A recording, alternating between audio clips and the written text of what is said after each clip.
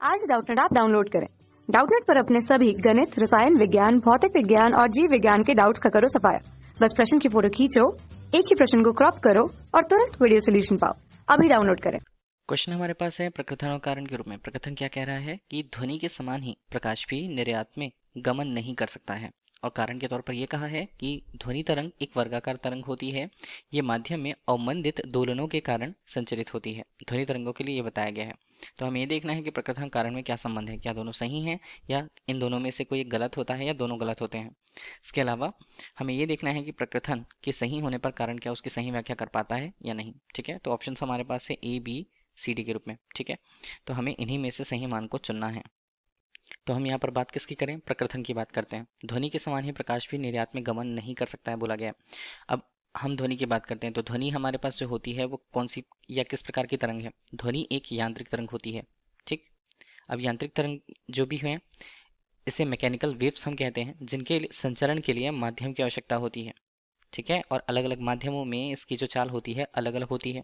ठीक है, ध्वनि के लिए हमने बता दिया। और ध्वनि अगर हम उसके नेचर के अनुसार, प्रकृति के अनुसार देखें तो ये एक अनुदैर्ध्य तरंग होती है। ठीक है, तो अनुदैर्ध्य तरंग मतलब इसमें जो कण कंपन करते हैं वो माध्यम के अनुदिश, माध्यम में तरंग संचरण के अनुदिशीय कंपन करते हैं, संपीड़न और विरलन के रूप में।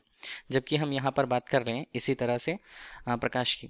ठीक है, तो प्रकाश के लिए हम क्या जानते हैं कि प्रकाश एक प्रकार से एक वैद्युत चुंबकीय तरंग होती है। चुंबकीय तरंग के अनुसार यहाँ पर मान देखें हम, तो वैद्युत चुंबकीय तरंग के लिए माध्यम की आवश्यकता या उनके संचरण के लिए माध्यम की आवश्यकता नहीं होती है, जबकि इसमें ध्वनि तरंगों के लिए, यांत्रिक तरंगों के लिए माध्यम की आवश्यकता होती है।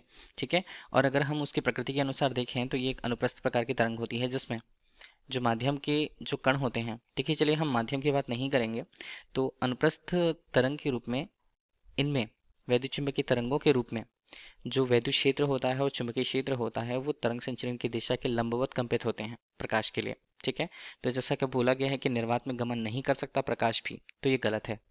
ठीक है, माध्यम की आवश्यकता नहीं होती है, निर्वात भी आ जाए तो भी प्रकाश वहां पर गमन करने में समर्थ होती है। दूसरा, अगर हमने बताया कि ध्वनि तरंग एक वर्गाकार तरंग है बोला गया है कारण के रूप में, तो हमने देखा कि वो यांत्रिक तरंग है और अनुदैर्ध्य प्रकार की तरंग होती है। किसी भी वर्गा प्रकार की तरंग वर्गाकार प्रकार की तरंग नहीं होती है, और ये माध्यम में अवमंदित दोलनों के कारण संचालित होते हैं, तो ये गलत है। ठीक है, तो इस प्रकार से हमारे प्रकृथन और कारण दोनों गलत रहे। कहाँ पर मिलेगा हमें? ये हमें मिल रहा है विकल्प डी पर, तो विकल्प डी क्वेश्चन का सही आंसर है। Thank you.